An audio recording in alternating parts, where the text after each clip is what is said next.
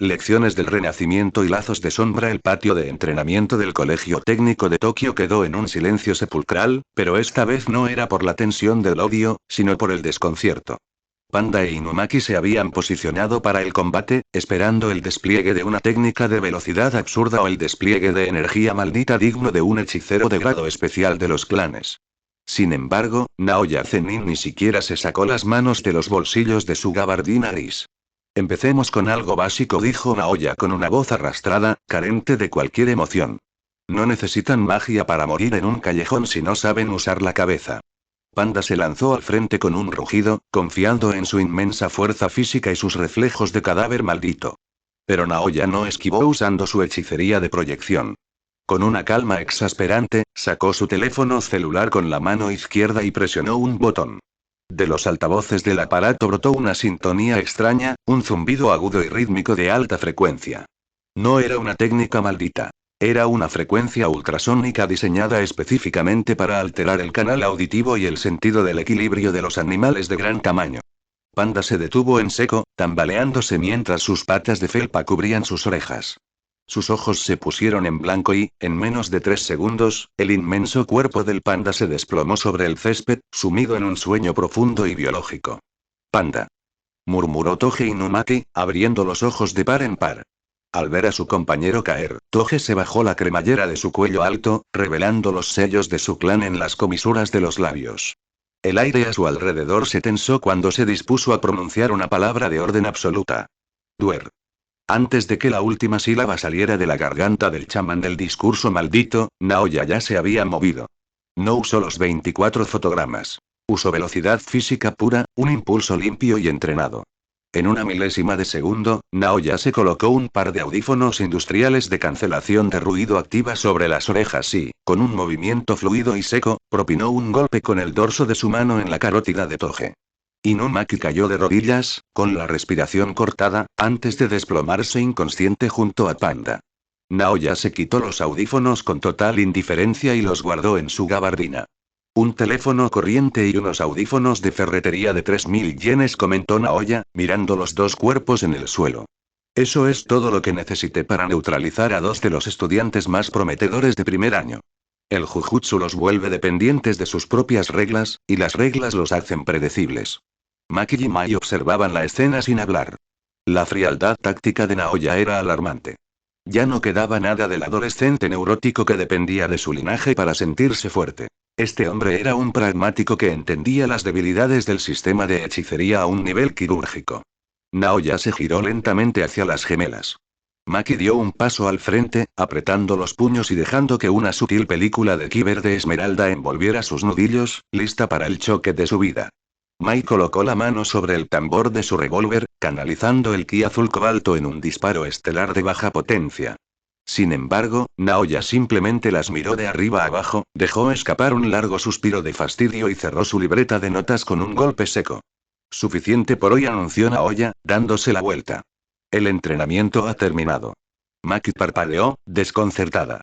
En un rápido movimiento físico que levantó una ráfaga de viento en el patio, se plantó directamente frente a él, bloqueándole el paso. ¿Qué demonios crees que estás haciendo, Naoya? Escupió Maki, con la mirada dorada brillando con sospecha. La última vez que nos vimos, juraste que me destrozarías la próxima vez que cruzáramos miradas. ¿Ahora decides dar la vuelta y marcharte como si fuéramos desconocidos? Naoya se detuvo, mirándola fijamente. Hubo un breve silencio donde el viento del este movió las hojas de los cerezos. El instructor Zenin metió de nuevo las manos en sus bolsillos y ladeó la cabeza, con un tono de profunda resignación en su voz. Eso es algo que decían los adolescentes, Sato-san, respondió Naoya, acentuando el apellido falso con una ironía cansada. Ahora soy un adulto. Y sinceramente, ya no tengo el menor interés en andar peleando con la familia. Es una pérdida de tiempo y energía. Mai se acercó a su hermana, analizando la postura de su primo. No había tensión marcial en sus hombros. Naoya realmente estaba hablando en serio. Familia. Murmuró Mai, con una mueca de extrañeza. Esa es una palabra muy rara viniendo de tu boca, primo. Las cosas han cambiado demasiado en estos 5 años, dijo Naoya, mirando al cielo. Después de la lección, tenemos que hablar a solas. Hay cosas que necesitan saber sobre cómo se ha puesto de jodido el panorama en la finca principal. Vayan a cambiarse esas ropas de entrenamiento y las veré en el aula auxiliar en 10 minutos. No lleguen tarde. Maki y Mai se miraron, asintiendo con complicidad silenciosa. Sabían que este encuentro no era casualidad. 10 minutos después, en la penumbra del aula auxiliar de la sede de Tokio, Naoya esperaba sentado sobre un escritorio de madera. Las gemelas entraron por la puerta corredera. Ya no llevaban los uniformes negros de la escuela. Se los habían quitado para revelar los uniformes de artes marciales que Goku les había regalado antes de partir. Maki vestía su gi de color verde oscuro con sutiles toques blancos, y Mai llevaba su gi azul profundo, casi negro. En la espalda de ambas, el kanji de la tortuga, destacaba con hilos de oro. Naoya las observó detenidamente, prestando especial atención a la estructura de la ropa y a la forma en que caía sobre sus hombros. Curiosas ropas, comentó Naoya, con una pequeña sonrisa burloncia. Transmiten exactamente la misma vibra que ese viejo calvo con el que se marcharon de Japón hace 5 años. Veo que cada una tomó su propio camino. Tú también cambiaste, Naoya, dijo Maki, cruzando los brazos y apoyándose en la pared. Ya no llevas las túnicas del clan. Y tu energía, se siente diferente. No solo eres más fuerte. Se siente como si hubieras tenido que reconstruir tu propia cabeza. Naoya dejó escapar una risa seca, mirando sus propias manos. Si no me hubiera convertido en hechicero de grado especial hace 1 año, si no hubiera tenido que viajar fuera de Japón y hablar con personas como Yuki Tsukumo Senpai, probablemente seguiría teniendo la misma mentalidad de basura aristocrática que mi padre, admitió Naoya con total honestidad. Pero el dolor tiene una forma muy curiosa de enseñarte a respetar la realidad. Preferiría que mis acciones hablen por mí de ahora en adelante. Pero dejen mi vida de lado. Tenemos que hablar de la suya. Naoya se inclinó hacia adelante, apoyando los codos en sus rodillas, y su mirada se volvió sumamente seria. ¿Saben quién es el actual líder del clan Zenin? Preguntó. Debería ser tu padre, Naobito, respondió Mai, frunciendo el ceño. O en su defecto, tú, si la línea de sucesión se hubiera mantenido. No, dijo Naoya de forma tajante. Mi padre no es el líder. El actual líder del clan Zenin, es el suyo. Oji Zenin. Maki dio un paso al frente, con los ojos abiertos por el shock. Papá. Eso es imposible. Él nunca tuvo el poder ni el respaldo de las facciones para reclamar el puesto de Naobito. Tuvo suerte, escupió Naoya, y un destello de genuina amargura cruzó sus ojos amarillos. La puta suerte de conseguir al hijo de Toji Fushiguro. El usuario de las 10 sombras. Mai tragó saliva, sintiendo que las piezas del rompecabezas empezaban a encajar de la peor manera posible. Megumi. Murmuró Mai. Exacto, confirmó Naoya. Hace 5 años, el mismo día en que Toji Fushiguro murió a manos de Satoru Gojo en aquella misión del recipiente de plasma estelar, un espía de nuestro clan que estaba infiltrado en la zona notificó a la finca de inmediato. Gojo estaba demasiado ocupado cargando el cadáver de la chica como para ir a buscar al niño al instante. Ese retraso de un par de horas fue todo lo que mi tío Oji necesitó. Naoya se levantó, caminando hacia la ventana del aula. Oji ya tenía un trato clandestino e ilegal con Toji desde antes. Toji, en su pragmatismo retorcido, le había vendido a su hijo al clan a cambio de una inmensa suma de dinero y la garantía absoluta de que cuidaríamos de su otra hija, Tsumiki. Para un hombre con el dinero y las conexiones de mi tío, fue ridículamente fácil formalizar los papeles de adopción antes de que Gojo pudiera siquiera poner un pie en la casa de los Fushiguro. Para cuando la escuela técnica intentó reclamar al niño, Megumi ya era legalmente el hijo adoptivo de Oji Zenin y el heredero legítimo de las 10 sombras. Maki apretó los puños con tanta fuerza que sus uñas se clavaron en sus palmas. Ese maldito infeliz, usó al hijo de Toji para comprar su ascenso.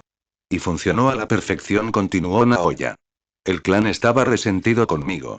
Haber perdido contra ti, una chica de 10 años sin energía maldita, y quedar postrado en una cama de hospital por una semana fue una humillación que las facciones conservadoras no pudieron perdonarme. Me desheredaron de inmediato, quitándome el $50 de mi estatus y mis derechos de sucesión. Oji utilizó esa debilidad para dar el golpe de estado político y coronarse como el líder indiscutible, prometiendo que el usuario de las 10 sombras devolvería al clan a su era dorada. Así que ahora, el hijo del asesino de hechiceros es prácticamente mi hermano adoptivo, mi primo segundo. Un chiste de muy mal gusto. Maki y Mai permanecieron en silencio, procesando la inmensidad de la información. La estructura del clan que conocían había sido reescrita por completo debido a las decisiones clandestinas de su padre. Naoya caminó hacia la puerta de salida, deteniéndose justo antes de cruzar el umbral. Miró a las gemelas por el rabillo del ojo, y una pequeña sonrisa burlona, pero desprovista de malicia, apareció en su rostro. Por cierto, dijo Naoya, señalando sus uniformes verde y azul. Esas ropas del estilo tortuga son llamativas, no lo niego. Pero sus posturas de combate actuales gastan demasiada energía física de forma innecesaria. Si van a seguir usándolas en mis clases, más les vale pulir la técnica. No quiero que dejen en vergüenza mi reputación de supervisor técnico con movimientos tan toscos.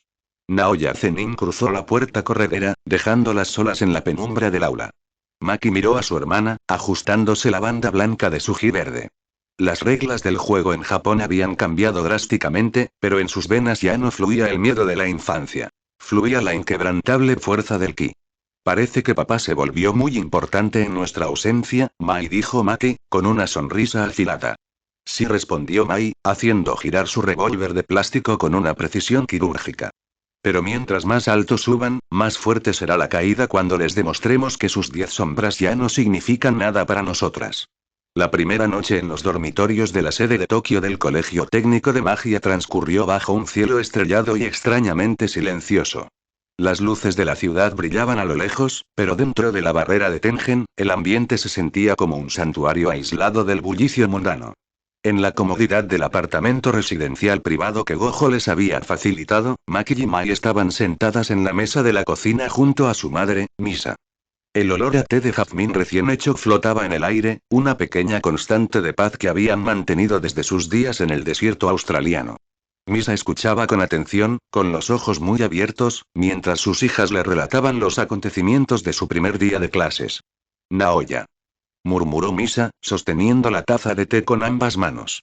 ¿Él es su supervisor? No puedo creerlo. La última vez que supe de él, era el vivo retrato de la soberbia del clan. Ya no es el mismo, mamá, respondió Mai, apoyando la barbilla en su mano. Sigue teniendo esa sonrisa de sabelotodo que me dan ganas de borrarle de un disparo, pero su energía, se siente cansada. No lleva las ropas tradicionales y se comporta como alguien que solo quiere terminar su trabajo e irse a dormir. Venció a Panda y a Toge sin usar su técnica maldita, añadió Maki, con una sonrisa de respeto reticente. Usó un teléfono corriente y unos audífonos de ferretería. Es pragmático. Aprendió que depender de una sola regla te vuelve predecible. Ese golpe que le di hace 5 años realmente le reinició la cabeza. Misa sonrió con suavidad, acariciando el cabello de Maki. Ver a sus hijas hablar de sus antiguos opresores no con miedo, sino con el análisis frío de guerreras maduras, era la mayor prueba de que el viaje a Australia había valido la pena. A medio kilómetro de allí, en la colina que bordeaba la barrera de la escuela, Muten Rossi estaba sentado en el porche de su pequeña cabaña domo. El viento de la madrugada movía su barba blanca mientras observaba el amanecer teñir el horizonte de tonos dorados y violetas. Sostenía una taza de té, contemplando el paisaje con una sonrisa de profunda satisfacción. Lo hicieron bien, niñas, pensó el viejo maestro, cerrando los ojos para sentir las firmas de ki de Maki y Mai, que ahora descansaban plácidamente. Ya no necesitan que las lleve de la mano. Tienen una base física y espiritual que este mundo de cristal no podrá romper fácilmente. Mi trabajo de maestro está cumplido. Rossi sabía que su estancia en este universo era un regalo del destino, y ver que sus enseñanzas habían rescatado a una familia de la miseria psicológica del clan Zenin le daba una paz que no cambiaría por nada. El estilo de la tortuga había dejado su huella en la tierra del sol naciente. Mientras la paz reinaba en la escuela de Tokio, en el distrito de Shinjuku la realidad era mucho más oscura. En el templo principal de la Asociación de Vasijas Temporales, el culto que su gurú Geto había usurpado para financiar sus operaciones, el silencio era denso y sagrado. Geto vestía sus tradicionales túnicas budistas de color dorado y negro, observando el altar con una mirada de desprecio gélido. Aún no había cruzado la línea del no retorno. Aunque odiaba a los monos los no hechiceros, con cada fibra de su ser, todavía no había realizado su primera ejecución pública para consolidar su control absoluto sobre la secta. Esa noche, sin embargo, estaba decidido a hacerlo. Tenía a un adinerado seguidor mundano atado en el centro del dojo, un hombre que había osado dudar de su divinidad y al que Geto planeaba purgar para dejar claras las reglas a sus fieles. Geto levantó la mano, canalizando un flujo viscoso de energía maldita para invocar a un espíritu de bajo rango que devoraría la cabeza del hombre. De repente, una distorsión en el aire detuvo su movimiento. No era energía maldita. Tampoco era la presencia de un hechicero de la escuela técnica. Era una vibración física, densa y de una pureza que hizo que los vellos de los brazos de Geto se erizaran por el puro instinto de supervivencia. ¿Quién está ahí?, preguntó Geto, su voz perdiendo toda la parsimonia religiosa y volviéndose afilada como un bisturí. De las sombras del altar, una figura pequeña dio un paso al frente. El ser no medía más de 1 metro de altura. Tenía la piel de un color verde brillante, una cabeza bulbosa que recordaba a un cerebro expuesto, y unas garras afiladas en las manos. Físicamente, parecía una planta antropomórfica, una criatura salvaje. Sin embargo, lo que dejó a su gurú Geto completamente estupefacto fue su vestimenta. La criatura vestía un traje de negocios de 3 piezas hecho a medida, de un color gris oscuro impecable, con una corbata roja perfectamente anudada y un pequeño maletín de cuero negro en su garra izquierda. Era un Saibaman, pero no uno cualquiera. Era un ejecutivo. Buenas noches, señor Suguru Geto, dijo el Saibaman. Su voz era aguda, chirriante, pero emitida a través de un pequeño dispositivo de traducción colgado de su cuello que le daba un tono de sofisticada cortesía ejecutiva. Lamento la intrusión sin cita previa en su pintoresco templo de oración. Mi nombre es representante de la Corporación de Cultivo y Desarrollo del Sector 4. Geto parpadeó, incrédulo. Sus 6 ojos espirituales, aunque no los poseía, su agudeza para medir maldiciones era inmensa, no detectaban rastro de energía maldita en el ser. Pero la cantidad de fuerza vital, el ki que esa pequeña planta de oficina albergaba en su interior era equivalente a la de un hechicero de primer grado de su mundo. ¿Qué demonios eres tú?, siseó Geto, manteniendo la guardia alta. ¿Una maldición de apariencia extraña? Oh, por favor, no nos insulte con esa terminología tan primitiva, siseó el Saibaman, acomodándose la corbata con una garra.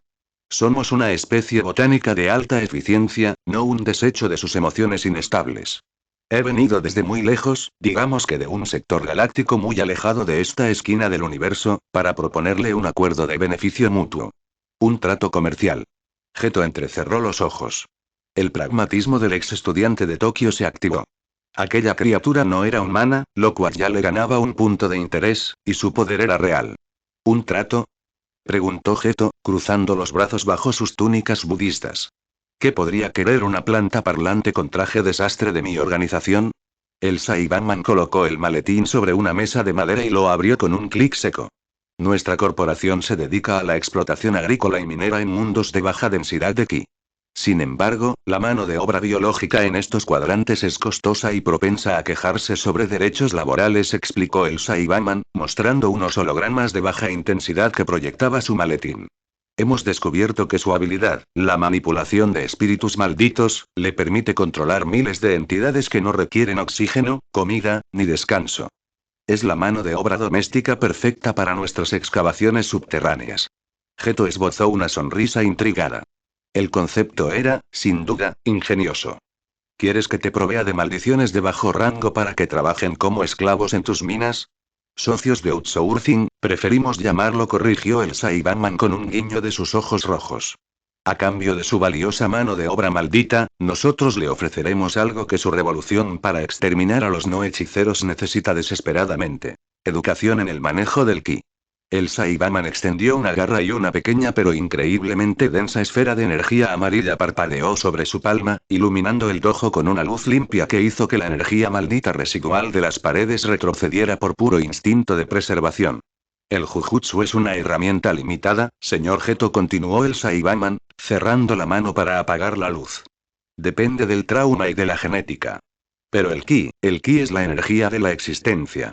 Si enseñamos a sus seguidores más leales las bases para manipular su propia fuerza vital, su ejército no solo será invisible para los monos de este planeta. Serán físicamente indestructibles para sus armas de fuego y su tecnología. Le daremos la llave para acelerar su limpieza por un costo ridículamente bajo de espíritus malditos de descarte. Geto permaneció en silencio, mirando la esfera que acababa de apagarse. Su mente analítica calculó las variables. Aquella energía no requería de la tristeza o del dolor. Era el motor de la vida misma convertida en un arma cinética. Si sus seguidores podían dominar aunque fuera una fracción de esa fuerza, la escuela de Tokio y los altos mandos no tendrían forma de detener su utopía. Miró al pequeño Saibaman en su traje gris. La ironía de la situación no se le escapó. El destino de la humanidad de su mundo podría decidirse mediante un contrato de subcontratación con una planta del espacio exterior. Me parece, un negocio sumamente interesante, representante, dijo Geto, extendiendo su mano con una sonrisa que esta vez no era una máscara de culto, sino la genuina satisfacción de un estratega que acababa de encontrar una ventaja injusta. Hablemos de los términos del contrato. El Saibaman sonrió, mostrando sus afilados dientes, y estrechó la mano de Geto con su garra. En las sombras de Tokio, un nuevo y bizarro pacto de poder se había sellado. Las reglas del juego para Maki, Ma y el Colegio Técnico de Tokio estaban a punto de volverse mucho más complicadas y peligrosas de lo que el maestro Rossi jamás pudo haber previsto. El valor de la explicitud y el comercio del cosmos. El aire del dojo principal seguía impregnado de un olor a ozono mezclado con el aroma herbal del jazmín. El adinerado seguidor de la secta, que hace unos minutos temblaba atado en el centro del salón esperando su ejecución, había sido ignorado por completo. Yacía desmayado por el puro pánico, pero a Geto ya no le importaba su existencia. Toda su atención estaba fija en el pequeño ser verde que vestía un traje gris a medida. El Saibaman llevó una de sus garras de 3 dedos hacia un pequeño dispositivo metálico, similar a un reloj de pulsera, que llevaba ajustado sobre la manga de su camisa. Presionó un botón y, con un leve zumbido eléctrico, una rejilla de luz azulada envolvió su cuerpo de 1 metro de altura. En un parpadeo, la silueta de la planta antropomórfica se distorsionó, siendo reemplazada por la imagen holográfica de un hombre de mediana edad, de rostro genérico, cabello canoso y lentes de montura delgada. Un burócrata japonés común y corriente. Prefiero desactivar el proyector de identidad cuando hablo de negocios serios, señor Geto, dijo la criatura. Su voz, ahora modulada por el traductor para sonar como la de un educado contable de Tokio, mantenía un tono de absoluta cortesía. La renderización holográfica consume demasiada batería de litio espacial, y en este cuadrante los cargadores compatibles con la tecnología galáctica son ridículamente difíciles de conseguir. Geto observó el holograma con una ceja arqueada, asimilando la inmensidad de lo que estaba presenciando. Un disfraz tecnológico, murmuró Geto, cruzando los brazos bajo sus mangas doradas. Así que no eres una aparición mística, sino un extranjero de las estrellas. Dime, representante, ¿cómo es que una criatura de tu especie termina usando un traje desastre y hablando de subcontratación de mano de obra? El holograma parpadeó y se apagó, revelando de nuevo la piel verde brillante y la cabeza bulbosa del Saibaman. El ser caminó hacia una de las sillas de madera del dojo, subiéndose a ella con una gracia ágil para quedar a la altura de los ojos de Geto. Llámeme Green, por favor, siseó el Saibaman, acomodándose la corbata roja con una garra. Y para responder a su duda. Supervivencia y adaptabilidad. En los registros biológicos de la organización para la que trabajo, los Saibamen somos clasificados como armas botánicas desechables. Nos plantan en un suelo hostil, combatimos hasta estallar y morimos sin dejar rastro. Sin embargo, yo tuve una anomalía en mi proceso de gestación agrícola. Nací en un planeta de baja gravedad durante una campaña de conquista que salió, digamos, terriblemente mal para nuestro escuadrón. Green apoyó sus garras sobre el maletín de cuero. Sus ojos amarillos, desprovistos de pupilas, brillaron con un destello de genuina nostalgia. Sobreviví a la batalla ocultándome en los escombros de una biblioteca en ruinas. Allí encontré un libro interactivo para niños de la civilización local. Me fascinó. Aprendí a leer de forma autodidacta, comprendí el valor de los números, de los contratos y de la escasez de recursos. Me di cuenta de que estallar contra un enemigo es un negocio terrible para el individuo. Es mucho más rentable negociar. Con los años, logré falsificar mis registros de propiedad y me uní a la ala logística y comercial del imperio. No soy el comerciante más exitoso de la galaxia, lo admito, pero puedo decir con orgullo que he cerrado tratos de importación y exportación con el mismísimo emperador del universo sin que me ejecuten por insolencia. Geto entrecerró los ojos. El término emperador del universo resonó en su mente con un peso helado. El pragmatismo de su intelecto, forjado en misiones de alto riesgo, le exigía medir la escala de este nuevo jugador. ¿El emperador del universo? Preguntó Geto, su voz perdiendo el tono de burla y volviéndose afilada. ¿Y qué tan poderoso es ese emperador como para reclamar un título tan pretencioso? Green soltó una pequeña risa chirriante, un sonido similar al de 2 ramas secas frotándose bajo el viento. Señor Geto, usted gobierna una pequeña secta de humanos asustados en una sola ciudad de un planeta mediano. Para que lo entienda de forma sencilla. El emperador Freezer, en su primera forma restringida, la más débil de todas, es capaz de destruir un planeta entero, con todos sus continentes, océanos y miles de millones de habitantes, utilizando únicamente la punta de su dedo índice. Y lo hace por puro aburrimiento o porque el sector inmobiliario de ese mundo ya no es rentable. Las palabras flotaron en el aire del dojo con un frío absoluto. Geto permaneció inmóvil. Su mente analítica calculó las variables. Él odiaba a los no hechiceros, los consideraba monos débiles que debían ser erradicados para que los usuarios de Jujutsu pudieran reinar en un mundo limpio de maldiciones. Pero la revelación de Green destruía su escala de importancia. Ante un ser capaz de borrar la tierra con un dedo, la guerra entre hechiceros y no hechiceros parecía una pelea de hormigas por una migaja de pan en un jardín que estaba a punto de ser pavimentado. Si ese emperador posee semejante escala de destrucción, dijo Geto, apretando los dientes bajo sus túnicas, ¿por qué no han venido aquí? ¿Por qué esta tierra sigue intacta? Porque para el imperio, este sistema solar es una absoluta basura, respondió Grimm con total honestidad, restándole importancia con un gesto de su garra. No tienen recursos minerales raros que no podamos encontrar en asteroides deshabitados. El ki promedio de su población mundana es patético, apenas ronda las 5 unidades de poder por individuo, lo cual no califica ni como alimento para las bestias de conquista.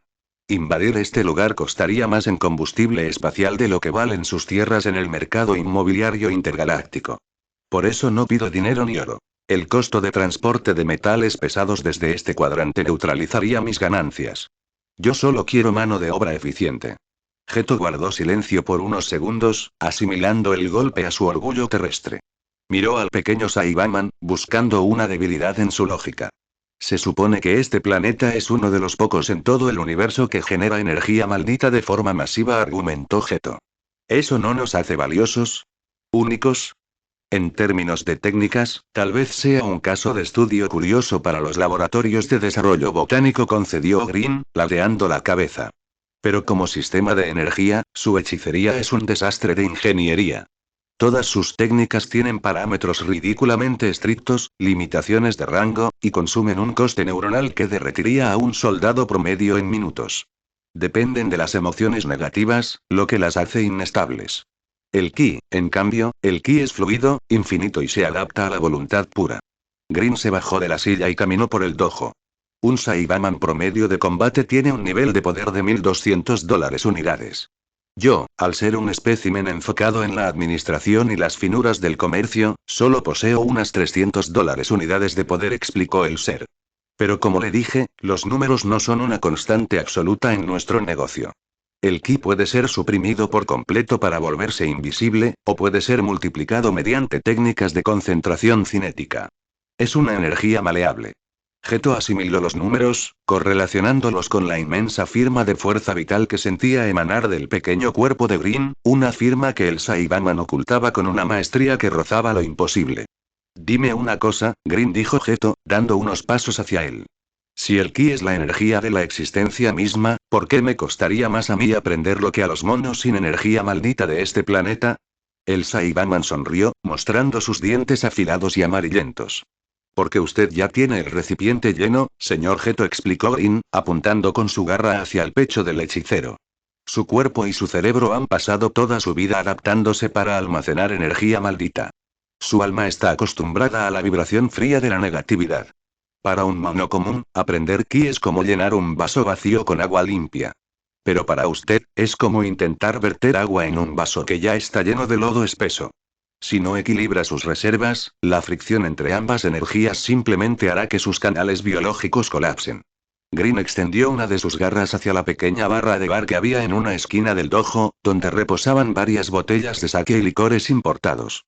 Para que entienda el valor de lo que le ofrezco, permítame una demostración básica. Esto no es Jujutsu. No es una técnica innata que requiera un linaje o una mutación en su cerebro. El Saibaman fijó sus ojos amarillos en una costosa botella de sake de porcelana de 10 metros de distancia. No se movió. No acumuló energía maldita. Simplemente exhaló un flujo invisible de ki desde su centro. De repente, la botella de sake se elevó en el aire de forma fluida, flotando a ras del suelo y viajando en línea recta hacia la garra extendida de Green, que la atrapó en el aire con un clac seco. Geto abrió los ojos de par en par.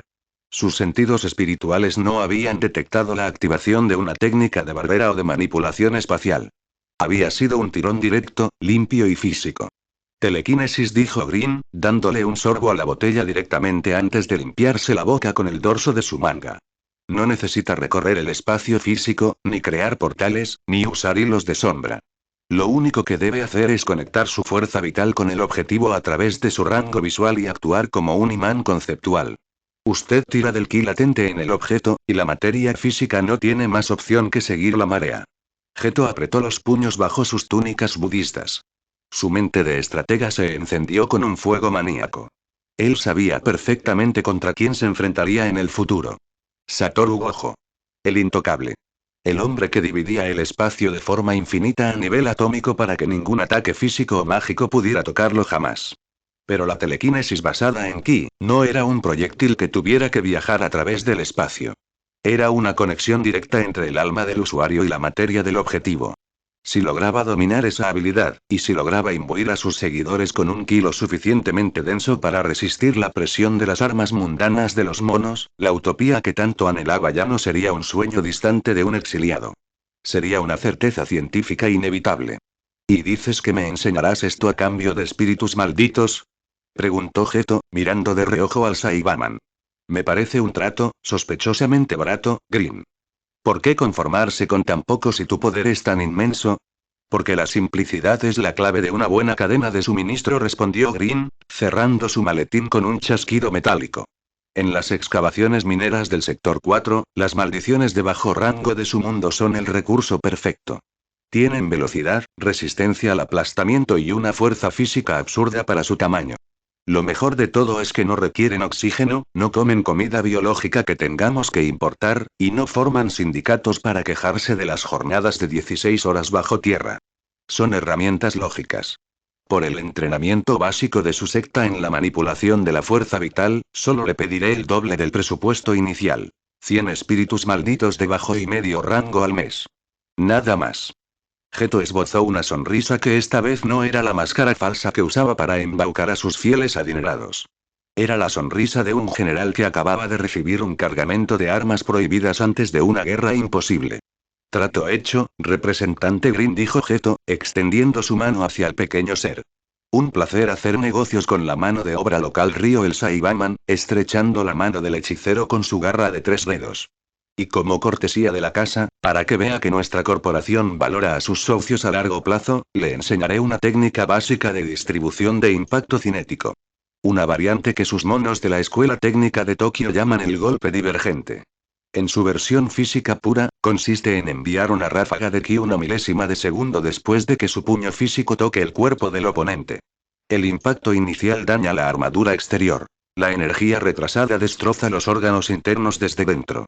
Es simple, eficiente y muy molesto de bloquear para los guerreros que dependen de la rigidez de su defensa mágica. Geto asintió, su mente ya asimilando la física de la técnica. El concepto era devastadoramente lógico. Mientras la noche de Tokio seguía su curso en las calles ruidosas y llenas de luces de neón de Shinjuku, en la penumbra del templo budista se había sellado un acuerdo que escapaba a toda la jurisdicción del colegio técnico y de los altos mandos. Geto miró hacia la ventana, contemplando los edificios lejanos con una nueva perspectiva. La idea de exterminar monos para salvar la hechicería de su mundo seguía activa en su pecho, pero ahora sabía que la Tierra era solo un escenario diminuto en un teatro cósmico infinitamente más grande y aterrador. No importaba la insignificancia de su planeta ante el imperio de Freezer. Por ahora, él se convertiría en el primer hechicero en dominar la energía de la existencia pura. Se sentó en el suelo de madera del dojo, adoptando la postura de meditación que el Saibaman le indicó, listo para vaciar su recipiente de energía maldita y dejar que la primera corriente de ki alienígena fluyera por sus venas. El juego de la hechicería en Japón acababa de recibir una actualización letal y fría desde las estrellas.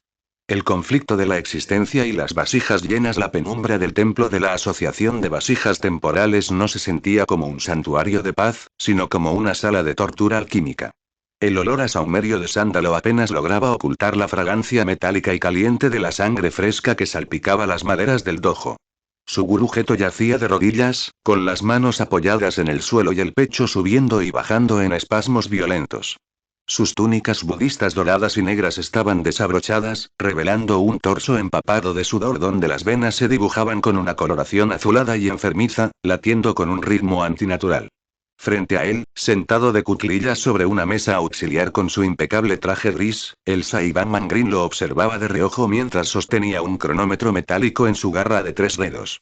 5 segundos más que el intento anterior, señor Geto, comentó Green con un siseo apagado, su traductor modulando la voz con una cortesía clínica. Pero el resultado metabólico sigue siendo un desastre de ingeniería. Su alma está intentando digerir una manzana de hierro. Geto apretó los dientes, sintiendo un sabor amargo y espeso subir por su garganta. Con un rugido ahogado, una pequeña esfera de energía comenzó a manifestarse a escasos centímetros de sus palmas unidas. No era azul, ni dorada como el ki del maestro Rosio de las gemelas. La esfera de Geto era de un color negro absoluto, denso y opaco, un orbe que parecía devorar la luz del templo. No vibraba con la calidez de la vida. Zumbaba con la fricción violenta de dos fuerzas incompatibles que intentaban devorarse mutuamente. ¡Crack! La esfera negra colapsó antes de alcanzar el tamaño de una ciruela. El impacto cinético interno golpeó directamente el diafragma de Geto. El hechicero de grado especial se dobló hacia adelante, vomitando una bocanada de sangre oscura que manchó el suelo de madera noble. Señor Suguru. Desde la esquina de la sala, 2 chicas de unos 15 años corrieron hacia él con angustia. Mimiko sostenía su muñeca de trapo contra el pecho, mientras Nanako llevaba un pequeño tazón de agua tibia. A diferencia de Geto, a las 2 chicas que él había adoptado el proceso de asimilación no les resultaba tan tortuoso. Al no tener sus cerebros completamente desarrollados ni sus canales de energía maldita consolidados por años de misiones de alto riesgo, sus recipientes eran más flexibles. Ellas ya lograban manifestar pequeñas chispas de ki dorado sin que sus arterias colapsaran. Atrás, ordenó Geto, levantando una mano temblorosa, obligando a las niñas a detenerse.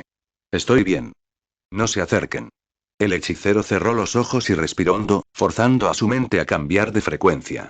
Área prefrontal del córtex, estimula la raíz del alma, invierte el flujo de la negatividad, un brillo blanco, limpio y sanador comenzó a rodear sus manos y a fluir hacia sus órganos internos. Era la energía maldita inversa, RCT. Antes de comenzar a entrenar el ki con Green, Geto nunca había sido capaz de utilizar la técnica inversa. Su genio no estaba diseñado para la complejidad matemática de multiplicar energía negativa por energía negativa para crear positividad. Sin embargo, la desesperación por sobrevivir a la fricción de la energía alienígena lo había obligado a evolucionar. Los constantes intentos fallidos de asimilar el ki, donde sus canales biológicos literalmente estallaban por la marea vital, lo habían empujado a una situación de vida o muerte tan extrema que su cerebro finalmente desbloqueó la técnica inversa como un mecanismo de autodefensa biológica. La ironía de la evolución, murmuró Geto, limpiándose la sangre de los labios con el dorso de la manga.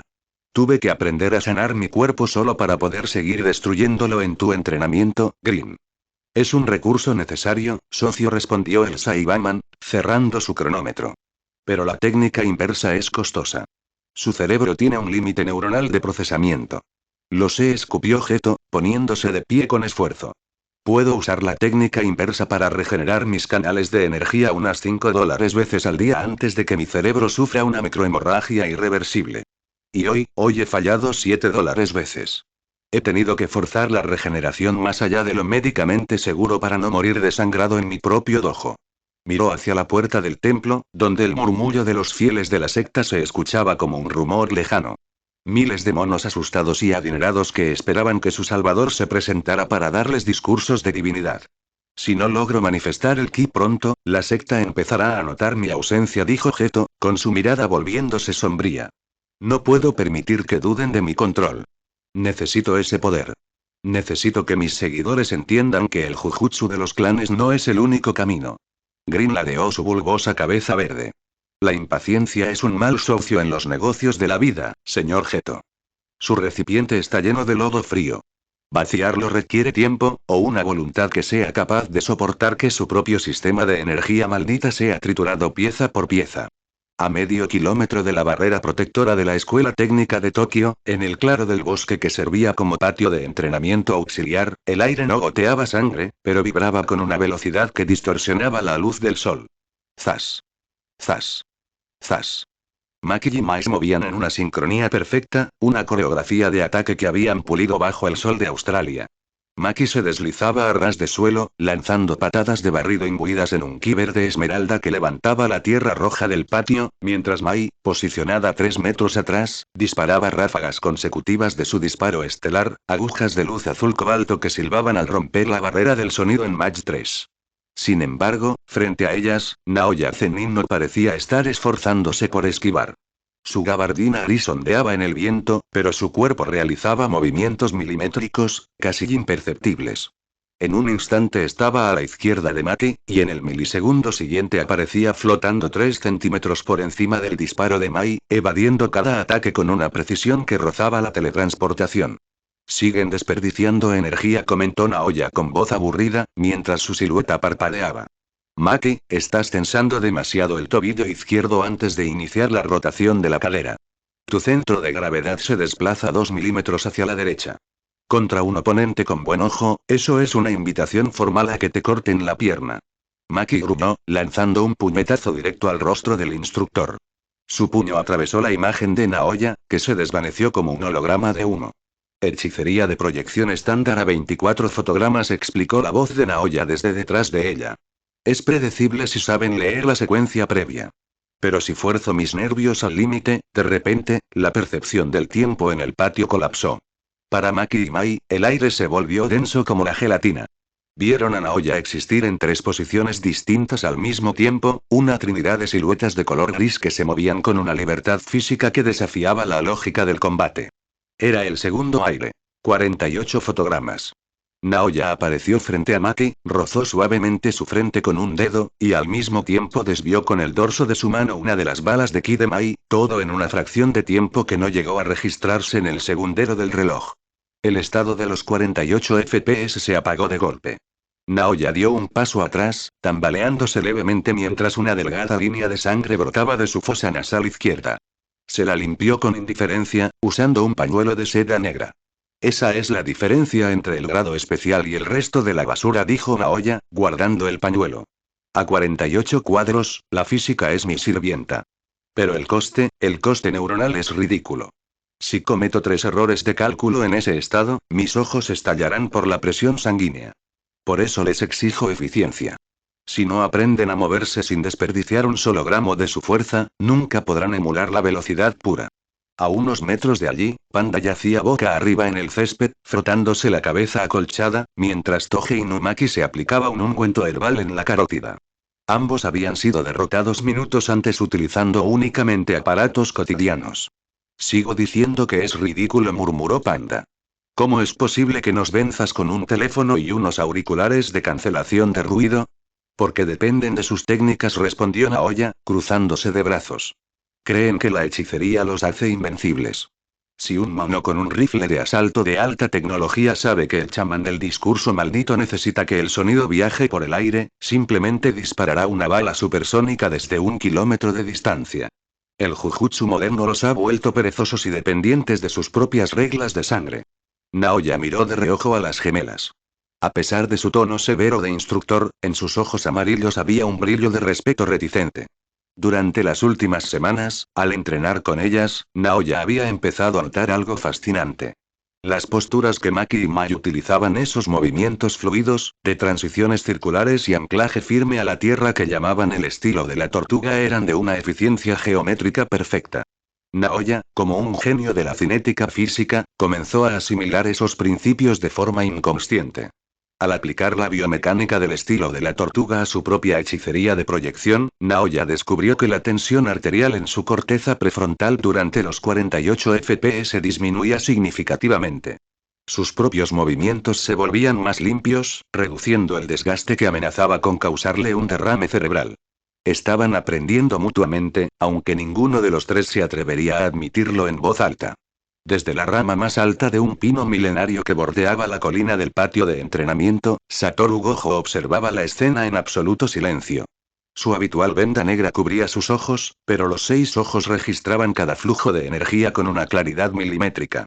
Veía el ki verde de Maki fluir como una corriente de agua cristalina y veloz. Veía el ki azul de Mai enlazarse con su energía maldita residual de una forma que parecía un milagro de estabilización biológica. Sin embargo, detrás de la sonrisa relajada que Gojo mostraba al mundo, había una melancolía que pesaba como el plomo. Lo hicieron bien en Australia, niñas, pensó Gojo, balanceando sus piernas en el vacío. Ese viejo de la camisa hawaiana les dio una base que yo nunca habría podido enseñarles. Gojo desvió la mirada hacia el horizonte, donde la gran finca del clan Zenin se alzaba a kilómetros de distancia. Sintió un ramalazo de culpa y amargura en su pecho. Él era el más fuerte, el ser intocable. Y sin embargo, no había podido salvar al hijo de Toji Fushiguro. Megumi, el portador legítimo de las 10 sombras, ahora estaba bajo el control absoluto de Oji Zenin, el padre de las gemelas. Gojo sabía perfectamente que si intentaba entrar a la finca para reclamar al niño por la fuerza, los altos mandos y las facciones conservadoras del clan declararían una guerra civil inmediata en el mundo de la hechicería. Un conflicto de esa escala desestabilizaría las barreras de Tengen, desatando una marea de maldiciones que cobraría millones de vidas inocentes. Estaba atado por su propio poder y por la burocracia podrida que tanto odiaba. Pero ver a Maki y a Mai, vestidas con sus nuevos uniformes adaptados con el kanji de la tortuga, le daba una certeza silenciosa. Ellas eran la anomalía. El engranaje suelto en la maquinaria perfecta de los clanes. Gojo saltó de la rama y se desvaneció del bosque, apareciendo instantáneamente en la azotea del edificio de dormitorios del colegio técnico, un lugar completamente aislado de miradas indiscretas. Se quitó la venda negra, revelando sus ojos celestes que brillaban con el reflejo del sol poniente. Miró sus propias manos. Ki, murmuró Gojo. Él era un genio absoluto. Podía comprender y replicar cualquier técnica con solo mirarla una vez. Sus 6 ojos le permitían ver el flujo del ki en las gemelas, entendiendo que era una energía pura, nacida del equilibrio absoluto entre la mente, el cuerpo y el espíritu, libre de la carga emocional negativa de la hechicería. Decidió intentarlo. Decidió replicarlo en privado. Gojo cerró los ojos y buscó en su interior. Intentó neutralizar por completo el flujo constante de su energía maldita. Intentó forzar a sus células a no depender de ninguna emoción, ni del odio, ni de la tristeza, ni de la alegría. Intentó buscar la vibración neutra y física del ki puro, intentando forzar la manifestación de ambas energías a la vez para unificarlas en su centro. Fue un error catastrófico. A diferencia de Geto, cuyo recipiente tenía un minúsculo espacio vacío debido a que sus reservas de energía maldita eran finitas y fluctuantes, el cuerpo de Satoru Gojo era un templo rebosante. Sus reservas de energía maldita eran infinitas gracias a la optimización atómica de los 6 ojos. Sus canales biológicos estaban constantemente llenos al 100% de una energía fría y de alta frecuencia. Intentar introducir la corriente cálida y pura del ki en un sistema que estaba constantemente a su máxima capacidad de energía maldita fue como verter agua helada en un recipiente de vidrio que acababa de salir de un horno de fundición. ¡Bum! Una explosión de presión invisible, muda pero devastadora, ocurrió en el brazo derecho de Gojo. La piel de su antebrazo se agrietó instantáneamente, y la carne comenzó a disolverse en un vapor violento debido a la fricción de ambas energías que chocaron a nivel molecular. De no haber activado la energía maldita inversa en el milisegundo exacto de la reacción, el brazo derecho de Gojo habría sido borrado de la existencia física por la pura aniquilación de la materia interna. Gojo cayó de rodillas en la azotea, jadeando con desesperación mientras su brazo derecho se regeneraba en una nube de vapor rojo y blanco. El dolor fue tan denso que por un segundo vio estrellas. Se miró la mano derecha recién regenerada, temblando visiblemente. Sus ojos celestes estaban abiertos con una mezcla de horror y fascinación científica. Es imposible, susurró Gojo, apretando el puño. Mi recipiente está demasiado lleno. El infinito en mi cerebro optimiza mi energía maldita para que nunca se agote, lo que significa que mis canales siempre están al límite de su capacidad. No hay espacio para el ki. Intentar aprenderlo, simplemente derretirá mi cuerpo desde dentro antes de que pueda dar un paso. Gojo soltó una carcajada débil y cansada, apoyándose en la barandilla de la azotea mientras contemplaba las luces de Tokio empezando a encenderse en el horizonte. ¡Qué ironía!, murmuró, volviéndose a colocar la venda negra sobre sus ojos celestes. Soy el más fuerte de maldito planeta, y sin embargo, soy el único que tiene estrictamente prohibido aprender la energía de la existencia pura. El hechicero intocable entendió finalmente la lección del maestro Rossi. El Jujutsu era un sistema cerrado, una bendición y una condena que se heredaba en la sangre. Pero la senda del ki pertenecía a aquellos que no tenían nada que perder, a las almas libres que no estaban encadenadas a la herencia podrida de los clanes. Mientras la noche caía sobre Tokio, en el dojo de la secta de Geto y en los patios de la escuela técnica, las piezas del juego de la hechicería se estaban reconfigurando de formas que ni el propio Satoru Gojo podría predecir. La víspera de Jujutsu Kaisen 0 estaba a punto de comenzar, y el tablero de poder ya no seguía las reglas de los dioses.